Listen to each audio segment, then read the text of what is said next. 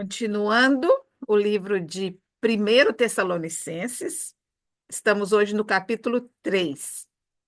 E a gente terminou a semana passada, Paulo, falando um pouco, né, sobre como ele chegou lá em Tessalonicenses e as coisas que aconteceram enquanto ele estava lá, o pouco tempo que ele ficou. E no capítulo 3 ele nessa carta, ele está descrevendo é, coisas que aconteceram, né? E a razão pela qual ele ainda não havia podido cumprir o seu desejo de voltar a visitá-los.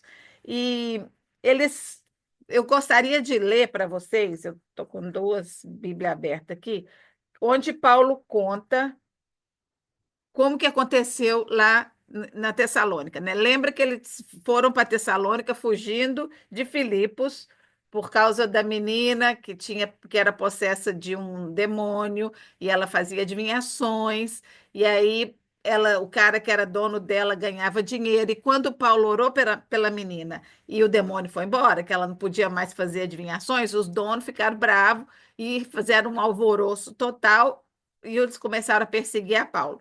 Aí Paulo foi para Tessalônica. Então, aí olha o que aconteceu. É, alguns dos judeus foram persuadidos e se uniram a Paulo e a Silas. Então, aqui, quando eles levaram a mensagem do evangelho, algumas pessoas, e quando ele chegou na Tessalônica, muita gente recebeu a mensagem, mas outros não, né? Então, é que ele fala. Bem como muitos gregos tementes a Deus e não poucas mulheres de alta posição. Os judeus, porém, ficaram com inveja e reuniram alguns homens perversos dentre os desocupados com a multidão e iniciaram um tumulto na cidade. E aí eu já comentei sobre isso e a gente já estudou lá em Atos que Paulo fugiu com os seus amigos e o dono da casa que Paulo estava, que era Jason, foi preso, mas depois de pagar a fiança, foi liberto, né? E ele fugiu para Bereia. E eu acho interessante vamos ver o que aconteceu lá na Bereia. Olha só. O povo de Tessalônica, os que creram, né, ficaram bem fortes no evangelho, mas os que queriam perseguir a Paulo não se contentaram em ficar só na Tessalônica, eles foram atrás. Então ele fala que o Paulo fugiu para Bereia. Aí no capítulo 17 de Atos, no versículo 10, diz: Logo que anoiteceu, os irmãos enviaram Paulo e Silas a Bereia. Chegando ali, como sempre, Paulo foi para a sinagoga judaica. Os bereanos, eu acho interessante isso, porque é muito importante a gente notar os caracteres de cada lugar que ele passou, né? Os bereanos eram mais nobres do que os da Tessalônica, pois receberam a mensagem com grande interesse. E olha só, examinando todos os dias as Escrituras para ver se era verdade o que eles estavam falando. Gente, é isso que está faltando no meio dos cristãos hoje em dia. Examinar diligentemente as Escrituras. Eles tinham pouca parte das Escrituras, eles tinham o Velho Testamento nos rolos lá, né? As coisas que eles tinham aprendido. Eles não tinham tanto reporte, tanto assim, o que a gente tem hoje. Então, eles, para examinarem as coisas que Paulo estava falando, eles tinham que comparar as profecias para ver se batia com o que Paulo estava falando. E é assim que a gente tem que receber, sabe? Não é ficar sendo levado por todas as ondas. Alguém fala ali que faz isso, que aí você vai ser curado, aí você corre lá. Faz isso, que você vai receber uma graça, aí você corre lá. Não. Vamos seguir a palavra de Deus. Ela é verdadeira, ela é vida, ela é suficiente. Você tem que fazer isso, isso e isso, senão você não vai para o céu. Ou você tem que fazer isso, isso e isso, senão Deus vai ficar bravo. Gente, a gente não pode ser levado pelas ondas. O Paulo mesmo falou, a gente não pode se deixar levar por qualquer ondinha de coisa nova que chega. Quando ele estava em Atenas, ele falou muito sobre isso, que os atenienses, eles eram assim, super inteligentes, mas ele estava sempre querendo saber qual que era a última, qual que é a última novidade, né? Qual que é a última que está acontecendo, ou qual que é, hoje em dia a gente vê isso muito nas igrejas evangélicas, com igrejas, por exemplo, que levanta, porque essa igreja aqui tem a melhor música, que toca esse, isso, a melhor banda. Então, assim, isso não é o evangelho que Paulo pregou. Paulo pregou um evangelho simples, o evangelho que diz: Jesus Cristo é o Filho de Deus, nasceu da Virgem Maria, viveu entre os homens, foi um homem sem pecado, nenhum, 100% homem, 100% Deus, né? Ensinou, fez milagres, expulsou demônios, morreu, foi condenado pelos judeus. Paulo repetiu isso tantas vezes. Morreu, foi sepultado, ressuscitado. Então, essa é a mensagem do Evangelho. Qualquer coisa há, que as pessoas querem agregar a isso, não é. E aí Jesus mesmo disse: Eu sou o caminho, eu sou a verdade, eu sou a vida. Em mim, nele, em Jesus, a gente encontra tudo que a gente precisa para uma vida feliz, para uma vida produtiva, para uma vida com propósito. Tudo está nele, não precisa de mais nada, né? Que os humanos foram aumentando. Então, continuando lá em Atos, muitos dos judeus creram, bem como um grande número de mulheres. A gente vê que mulheres lá em Tessalônica e mulheres aqui na Bereia também, né? Aí, olha só como que os judeus da Tessalônica eram é, mal intencionados. Quando os judeus da Tessalônica ficaram sabendo que Paulo estava pregando a palavra de Deus em Bereia, foram para lá e provocaram um alvoroço. Então, por isso que eles tiveram que sair outra vez correndo. Aí foi quando Paulo foi para Atenas. Então, só para a gente ter um contexto do que ele está falando aqui nesses primeiros versículos. Vamos ler. Diz assim, em 1 Tessalonicenses 3: Portanto, uma vez que não pudemos mais suportar, achamos por bem permanecer sozinhos em Atenas. Então, depois de Bereia, eles fugiram para Atenas e Paulo ficou lá sozinho. Enviamos Timóteo. Aqui ele está falando na terceira pessoa. Alguns estudiosos acham que Lucas estava com ele, tinha outros, né? Porque a gente já viu que ele não viajava sozinho, né? Então Silas, a gente sabe que Silas também estava com ele, mas muita gente acha que Lucas estava com Paulo na maior parte das suas viagens missionárias. Enviamos Timóteo, nosso irmão cooperador de Deus no Evangelho de Cristo, para Tessalônica, para fortalecê-los e encorajá-los na fé, a fim de que ninguém seja abalado por essas tribulações. Vocês sabem muito bem que fomos designados para isso. Então, os judeus da Tessalônica, não satisfeitos em perseguir a Paulo, começaram a perseguir também os cristãos que haviam se convertido ao evangelho que Paulo estava pregando.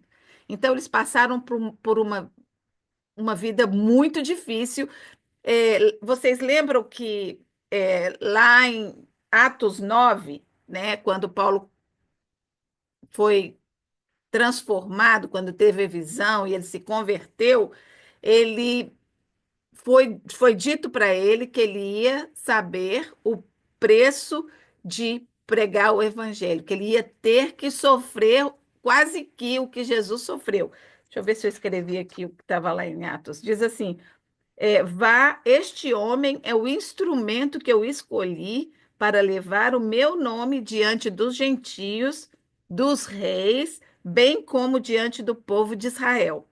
Mostrarei a ele quanto deve sofrer pelo meu nome. Muita gente acha que era uma punição por ele ter perseguido os cristãos, né? Mas Paulo não se sentia assim. Em nenhum momento, em nenhuma carta de Paulo, você vai ver que ele se sente injustiçado por ele ter que sofrer. Pelo contrário, ele se sente privilegiado por poder sofrer pelo nome de Jesus. Não porque ele era ladrão ou criminoso, não. Ele estava sofrendo unicamente porque ele estava levando a mensagem do evangelho. A gente vê aqui que Timóteo foi um cooperador. Nós vimos antes, Timóteo era um jovem. Diz que quando conheceu Timóteo, ele devia ser um adolescente, não tinha nem uns 17 anos. Então, assim, Timóteo viajou muito e ele amadureceu, né, com Paulo, aprendeu a viver a vida missionária com Paulo. E Paulo confiava muito em Timóteo. Então, Paulo mandava Timóteo para as igrejas para saber notícia, e o pessoal aceitava a autoridade de Timóteo, porque sabia que ele estava debaixo da autoridade de Paulo, né? E então, Timóteo ele enviou Timóteo para saber como que eles estavam, porque ele soube da perseguição, soube que estava difícil a vida ali, né? E ele não queria que aqueles irmãos ali da Tessalônica desviassem ou desanimassem por causa dos sofrimentos, né? Então ele fala aqui: vocês sabem muito bem que fomos designados para isso, para sofrer, né? Que aquele que carrega a bandeira de Jesus, vai sofrer perseguição, né? Nós, desse século que a gente está vivendo, somos privilegiados, né? E também do lugar, da geografia onde a gente vive, porque existem pessoas sendo perseguidas, mas nós somos privilegiados de poder falar abertamente, de poder. Eu lembro que antes do telefone, né, da Bíblia no telefone, a gente carregava nosso tijolinho para todo lado, né? E eu lembro que o povo falava: um dia a gente não vai poder fazer isso com liberdade, né? Então, assim, eu ainda não vi esse dia chegar. Pode até ser, mas eu sei que existem em outros países lugares onde eles arrancam as páginas da Bíblia e ficam trocando entre os irmãos, e eles devoram, eles decoram as páginas da Bíblia, porque eles não sabem se vão poder ter outra oportunidade de ler. Então, e a gente que tem no telefone, no iPad, no computador, na casa, em cada quarto, a gente nunca abre, né? É muito triste a gente pensar nisso, né? A gente saber que existem pessoas que estão sendo perseguidas hoje, no século XXI, por causa do Evangelho. Então, Timóteo era uma pessoa de confiança de Paulo, e ele sabia que ele traria a verdade, né, para Paulo.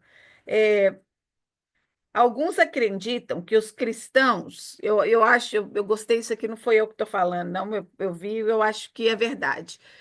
Muita gente acha que quando você se converte, ou se você é um cristão de nascença, né, que vai na igreja todo domingo, que faz as suas caridades, então tudo na vida vai bem com você, né? Você merece que as coisas sejam bem para você. As pessoas ficam indignadas quando alguma tragédia acontece, mas por que eu? Eu faço isso, isso e isso. É, gente, Jesus nunca prometeu um mar de rosa para gente. O que que ele falou para os discípulos? Neste mundo tereis aflições, mas tem de bom ânimo. Eu venci o mundo. O nosso modelo de fé é Jesus. Vocês viram Jesus vivendo no Mar de Rosa? Nunca, né? A vida dele toda, pelo menos da parte que a gente sabe, ele sempre sofreu desafios, perseguições, né? O povo atacando.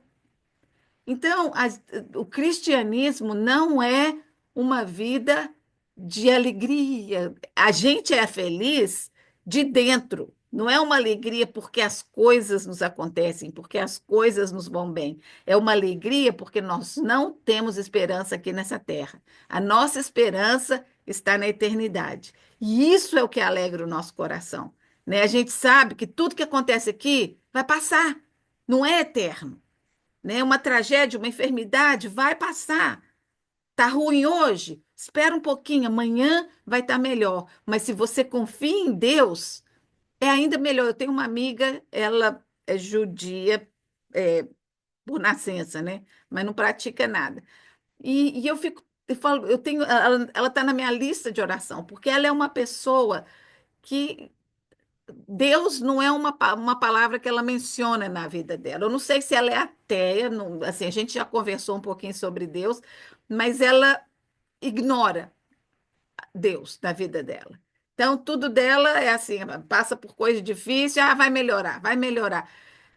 Não é também essa atitude, sabe? Eu sei que vai melhorar, por quê? Porque eu tenho um Deus que cuida, um Deus que já escreveu os meus dias no livro dele, né? E os meus dias eu posso chegar lá do jeito que ele intencionou, ou eu, que às vezes sou de cabeça dura, tomo uns atalhos que não deve ser, mas se eu quero deixar que ele controle a minha vida, ele vai controlar. E ele vai me voltar de novo para o lugarzinho, para o caminho que ele designou para mim, né? Outras pessoas acham que as coisas ruins que acontecem são punição de Deus. Ah, porque eu pequei. A gente viu isso até entre os discípulos, né? Quando Jesus foi curar um cego de nascença, eles perguntaram: quem pecou? Foi ele ou seus pais? Né? E Jesus falou: nem ele, nem os pais. Foi para que nele se manifestasse a glória de Deus. Né? Então, existem outros propósitos nos nossos sofrimentos, né? Crescimento, amadurecimento, conhecimento de Deus em profundidade. Muita gente nunca vai buscar a Deus se não for através da dor. Infelizmente, né? Eu acho que seria tão melhor, né, se a gente quisesse estar do lado dele nos momentos de alegria e de tristeza, mas muita gente vai e busca no momento da dor, aí que a coisa melhora, esquece de novo. Isso está bem lá no Velho Testamento, onde eu estou lendo agora, lá nos Juízes, que fala assim: e o povo de Israel fez o que era mal diante de Deus. Aí vai tragédia, tragédia, tragédia. Aí ele joelha, arrepende, arrepende. Ai, Deus, pelo amor de Deus, tem misericórdia. Aí Deus vai, perdoa. Então, assim, é uma vida de up and down, sem uma consistência, né? E aquele povo viu o Deus de verdade, fazer coisas que ninguém mais viu, né? E foram contados para eles que os pais viram, e eles continuaram duvidando, né? Então, nem sempre é, eu também já ouvi falar, eu tenho que carregar essa cruz. Não, Jesus já carregou nossa cruz. Ele já levou toda essa dor. Ele quer que a gente tire do nosso ombro e coloque lá na cruz. Lembra que a gente foi lá na Station of the Cross e a gente martelou lá naquela cruz? Gente, uma vez que você colocou lá na cruz, você não precisa mais carregar, né? Então, a gente não. Jesus carregou a cruz que eu teria que carregar. Então, não fala isso mais nunca. Se você já usou essa expressão, né? Ah, essa é minha cruz, eu tenho que carregar. Não, você não tem que carregar nenhuma cruz, porque Jesus já levou sobre ele todas as nossas enfermidades, todas as nossas dores. E o que a gente passa hoje, ele está aqui, ó, do nosso lado, carregando junto com a gente. Nós não estamos sozinhos, a não ser que você queira carregar sozinho. Ele vai deixar, ele não vai te violentar. Se você quiser carregar sozinho, é uma escolha de cada um, né? É, Hebreus 2:10. Olha só, às vezes a gente fala que, né, ai, eu não quero passar por sofrimento, né? Então, Hebreus 2:10, tem dois versículos em Hebreus que falam que se Jesus teve que passar por sofrimento para se aperfeiçoar, por que que eu não quero? Né? Então, olha aqui, Hebreus 2:10 diz assim: todas as coisas existem por causa de Deus e por meio dele. E ele quer que todos os seus filhos participem da sua glória. Deus não quer ficar lá em cima no céu sozinho. Ele quer dividir aquela maravilha conosco. Na verdade, o que ele quer realmente dividir conosco é um novo céu e uma nova terra. Aquele Éden que ele teve intenção de fazer lá no começo, perfeito, né? Sem tiririca, sem mosquito, sem nenhuma peste, sem cobra, sem sapo, sem nada dessas coisas chatas, sem bicho de goiaba, né? As goiabas tudo deliciosa, docinha, não vai ter nada azedo. Isso é o que Deus quer dividir com a gente no novo céu e na nova terra que Ele vai fundar, vai criar no final, né? Então, foi por isso. Então, ele fala, ele quer que os seus filhos participem dessa agora. É por isso que foi necessário que Deus, por meio de sofrimento, aperfeiçoasse aquele que guiaria os seus filhos para a salvação. Então, Jesus foi aperfeiçoado no seu sofrimento. Não que ele precisasse, não que ele era imperfeito, não. Mas o sofrimento dele mostrou para a gente que ele venceu através do sofrimento.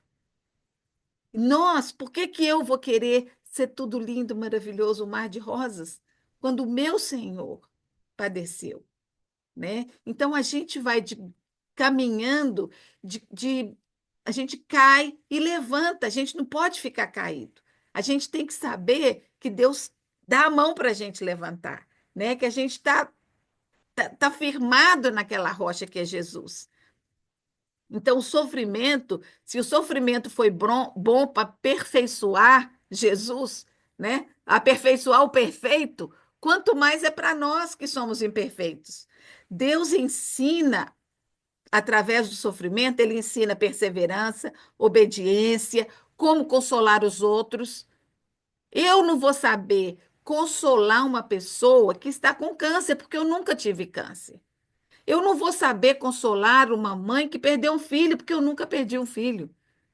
Mas nas coisas, eu posso dividir a minha experiência com uma mãe, com um filho que escolheu um caminho que não é o ideal, né? Ou se você teve um câncer, você tem mais empatia. Cada um de nós podemos usar o nosso sofrimento ou a nossa dificuldade, a nossa tribulação, para a glória de Deus. Tudo nessa vida, na vida do cristão, deve ser para a glória de Deus. Para a glória de Deus. Tudo que Jesus fez, todos os milagres, se você for ler com atenção, ele apontava para Deus, para a glória de Deus, nunca para ele mesmo.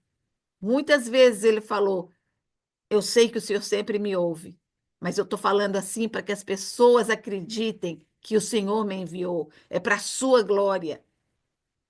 Esse é o propósito do cristianismo. Então vamos continuar lendo. É, mudou. Versículo 4. Quando estávamos com vocês, já dizíamos, então ele está dizendo aos Tessalonicenses, que seríamos perseguidos, o que exatamente está acontecendo agora. Por essa razão, não suportando mais, então ele estava preocupado, enviou Timóteo para lá.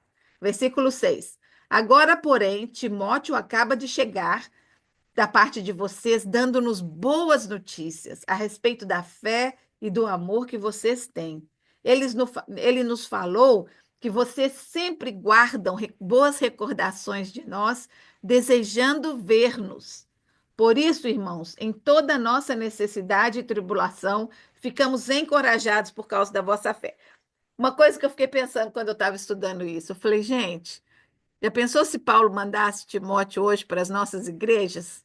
Qual seria o reporte que ele ia dar para Paulo? Né? O que ele falaria da nossa fé, da nossa dedicação, da nossa união, do nosso amor uns pelos outros, né? Da nossa perseverança? Né? Nem sofrendo a gente está e a gente já está todo largado, imagina se a gente estivesse sofrendo, né? Então, eu fico muito triste, porque quando a gente lê lá em Apocalipse o que Jesus estava falando para João sobre as 7 igrejas, né? Cada coisa que Jesus criticou em cada igreja, a gente tem isso nas nossas igrejas hoje em dia, assim, 100 vezes mais.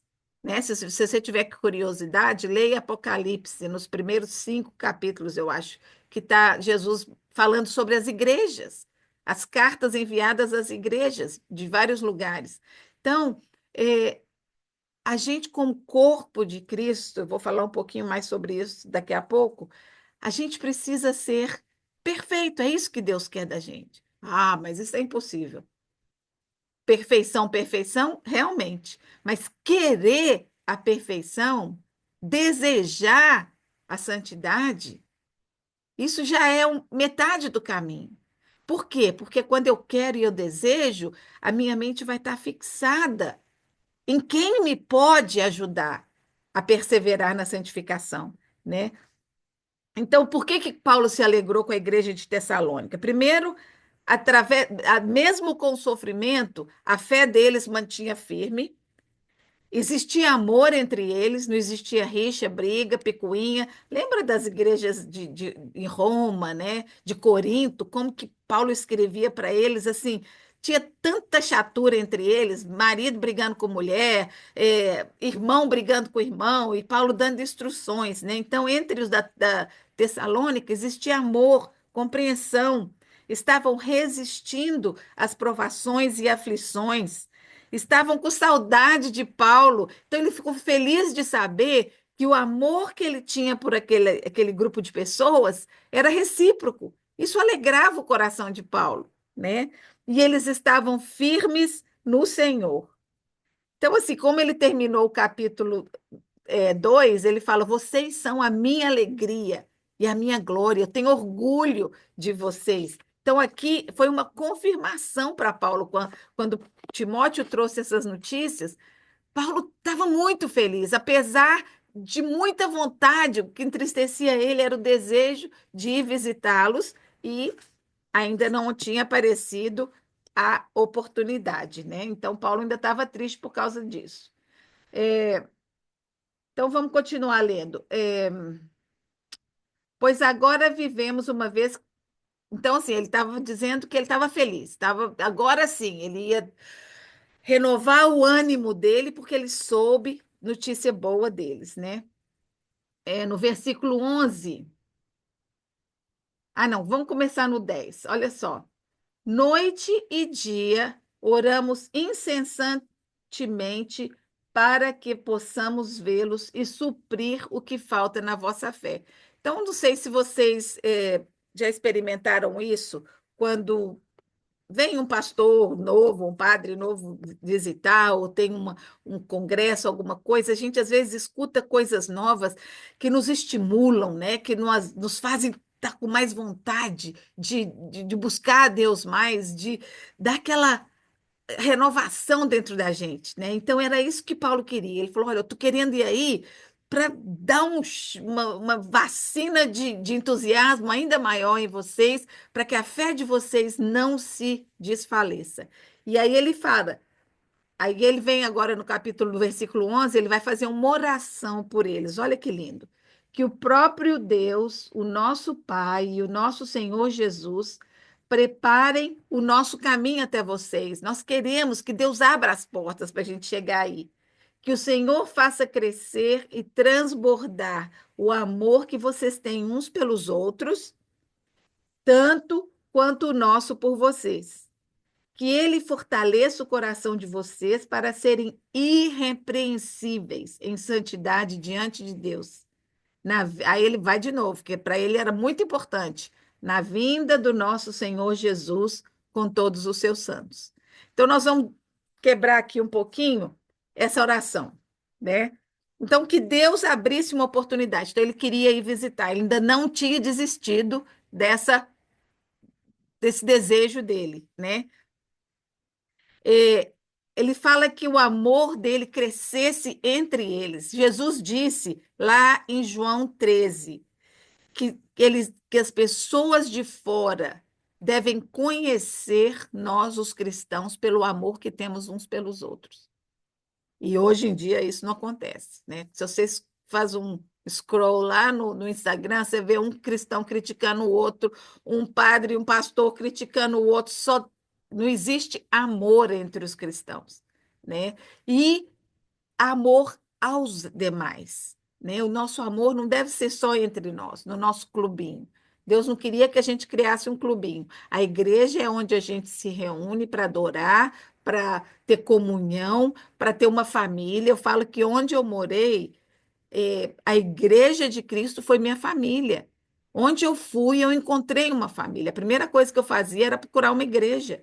E eu encontrei uma família. Por quê? Porque a gente vive em família. A gente se conhece, a gente sabe quando que um está sendo operado, quando que um está precisando de ajuda, um está triste, alguém morreu. É uma família, uma maneira de um sustentar o outro, suportar o outro. E isso, não suportar em termos de aturar, né? Mas suportar em termos de apoiar, né? E Paulo queria que isso fosse uma característica das igrejas que ele passava, né?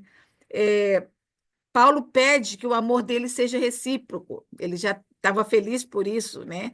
O relacionamento entre o cristão e o líder da sua igreja, o seu pastor, ou o padre, ou quem for o líder, o relacionamento deve ser de amor, de respeito, de cooperação, de compaixão, né? Que o líder te conheça. Eu vejo, por exemplo, na minha igreja, como é uma igreja muito grande, o pastor da igreja nem tem ideia de quem eu sou, né? Mas eu tenho ali, por exemplo, o meu pastor é o líder do coral, que é o pastor Wayne.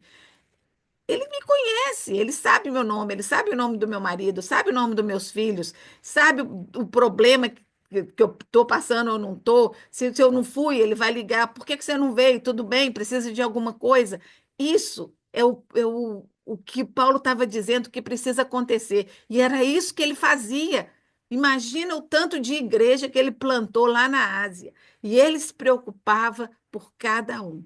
Ele queria tratar cada um desses novos cristãos como filhos. E não era só para paparicar, ele te puxava a orelha também de vez em quando, né? Ele disse para que fortaleça o coração para uma vida de santidade diante de Deus. O esforço humano não é capaz de nos levar à santidade. Você pode fazer o máximo esforço que você quiser, acordar de madrugada, fazer jejum, tudo que seja humano, mas é o Espírito Santo que opera essas coisas no nosso coração. Então é aquele momento quando você chega e fala: Deus, eu não tenho nada para te oferecer, mas Espírito Santo, abre o meu coração. Eu quero, coloca em mim o desejo de ser santo como o Senhor é santo. O que que eu preciso fazer? Né? Não é eu me esforçar porque eu tenho que fazer caridade, porque eu tenho que ir tantas vezes, não sei quantas horas do dia, como os muçulmanos. 5, 6 vezes por dia, tem que virar para a Meca e tem que fazer as coisas. É uma rotina de obrigação, um ritual de obrigação. Jesus não quer isso da gente. Ele quer primeiro que comece no coração, né? Nós não precisamos ser sepulcros caiados. Nós precisamos ser sepulcros de alegria que vem de dentro, ainda que de fora a gente esteja quebrado, né? Como Jesus, sendo açoitado, como Paulo, mas por dentro tinha gozo, tinha alegria, né? Somente com a ajuda do Espírito Santo, nos instruindo, corrigindo, sustentando nos momentos de fraqueza, poderemos alcançar a santidade, para que possamos apresentar-nos íntegros diante de Deus. A gente só vai ser santo quando chegar lá, mas quando a gente busca essa santidade e a gente deixa que o sangue de Jesus nos renove a cada dia, nos purifique, limpe o nosso pecado, Deus está conhecendo o nosso coração e o nosso desejo.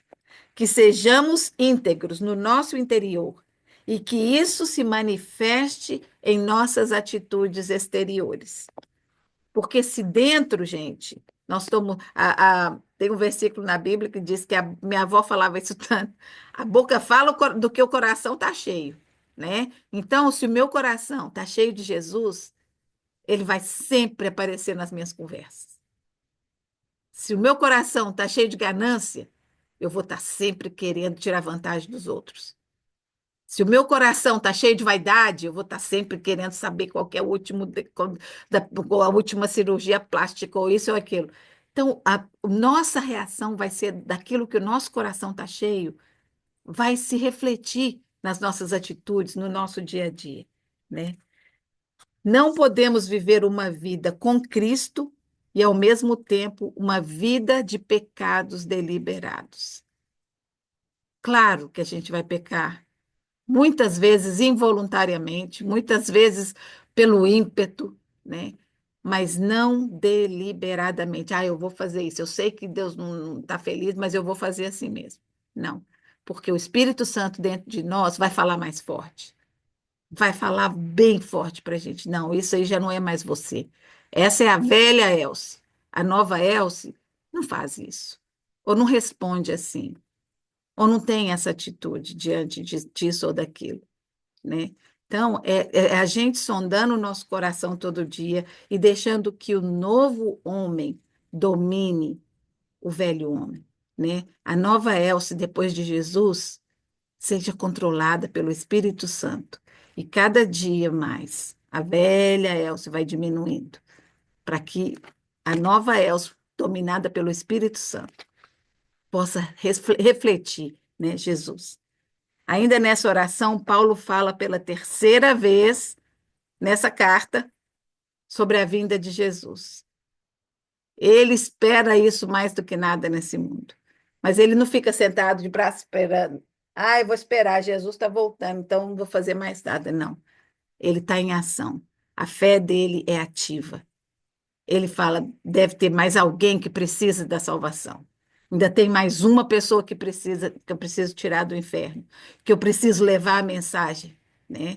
Então, cada um de nós é um mensageiro de Deus para tirar as pessoas do inferno, para que juntos a gente possa desfrutar a eternidade com Jesus. Cristo retornará para desposar a noiva. Ele quer encontrar, aqui ele fala, para a vinda do nosso Senhor Jesus Cristo, com todos os seus santos. Umas versões falam com a noiva de Cristo, né? Ele não quer encontrar uma noiva promíscua, ele quer uma noiva santa. Ele não quer uma noiva adúltera. Não adúltera de uma mulher que vai atrás de um homem, não. Jesus chama várias vezes no Velho Testamento as pessoas que colocam a sua fé e a sua confiança em outras coisas ou outras pessoas que não sejam ele. Então ele fala que essas pessoas estão se prostituindo com outros deuses, né? Então que nós não nos prostituamos com ganância, com filhos, com família, tudo que tira o nosso foco de Deus está nos afastando, está Deus se sente como que se a gente estivesse trocando ele por outras coisas, né? E ele a gente não precisa fazer isso, porque tudo que nós temos foi ele que nos deu. E se a gente coloca essas coisas na frente dele, né, mais importantes do que ele, isso vai dar tristeza para ele, né? Deus quer uma noiva que não conhece não, uma noiva que não conhece os atributos do noivo, uma noiva que não está apaixonada pelo seu noivo, né? Vai se deixar levar por qualquer onda, qualquer ventinho que passa, qualquer rapaz bonitinho que passou ali, ou um cheirinho gostoso que vê. Nós somos a noiva de Cristo e Ele quer nos achar como uma noiva perfeita. Olha o que ele quer. Lá em Apocalipse 19, lá no finalzinho da Bíblia, que é o finalzinho da era humana, diz assim: alegremo-nos e exultemos, e a Ele demos glória, pois chegou a hora do casamento do Cordeiro, e a sua noiva já se preparou. Eu e você somos essa noiva. Ela recebeu um vestido de linho mais fino, puro e branco, porque o linho fino representa os atos justos do povo santo. É essa a noiva que Jesus quer. E eu e você somos essa noiva. Nós somos a igreja de Cristo, a noiva de Cristo. Então, vamos pedir a Deus que não deixe que a gente manche esse vestido puro de linho, né? Que a gente é, eu não quero manchar, eu não quero colocar uma mancha escura nesse vestido puro. Mas a única maneira da nossa vida viver de maneira aceitável para isso é deixando o Espírito Santo controlar a gente. Hoje eu queria fazer dois desafios. Primeiro é que a gente ore pelos nossos líderes espirituais, pelos padres, pelos pastores, pelos dirigentes de música, pelas pessoas que estão na liderança espiritual. Que eles sejam incansáveis em examinar as Escrituras para buscar a santidade e guiar as ovelhas para um pasto de grama pura, perfeita, saudável, como Paulo fazia com as suas ovelhas. Sem nada, sem nem agrotóxico, a gente não precisa nessa grama, porque a palavra de Deus ela é pura. A gente não precisa agregar nada, nada nela. Também que a gente possa pedir a Deus que abra os nossos olhos, para que a sua luz disperse, tire qualquer escuridão, qualquer nuvem, qualquer embaçado que esteja nos impedindo de ver claramente quem é Jesus e como podemos manter nossas vidas íntegras e puras para o dia do nosso Senhor Jesus Cristo, o glorioso dia da vinda de Jesus. Então, esse é um desafio que eu queria colocar hoje para vocês, né? Que a gente realmente busque essa intimidade, essa santidade. A Bíblia em Hebreus diz: buscai a paz com Deus e a santidade sem a qual ninguém verá o Senhor, né? Não é só para poucos, gente. A santidade é para todos nós. E a gente não precisa de estar trancado num quarto. A nossa vida de fé é andando pela rua. Lá em Deuteronômio, quando Deus mandou nas leis lá, Moisés falando para Moisés e Moisés falando para o povo, tudo isso que eu estou falando aqui, ata no seu coração, dentro, fora, põe nos umbrais da porta, fala para os seus filhos, quando estiver andando de manhã, sentado, comendo, levantando, andando, é o dia inteiro para a gente pensar nele, né? E eu sei que vocês têm uma vida consciente da presença de Deus, mas quantas pessoas ao nosso lado só lembram de Deus na hora do aperto, né? Então, que a gente seja aquela pessoa que vai dar trazer uma flechinha de luz para essas pessoas à nossa volta, né? Que a gente, numa conversa, que a gente traga um raio de luz, trazendo Jesus para perto das pessoas que estão um pouquinho mais longe dele. Deus abençoe vocês nessa nova semana.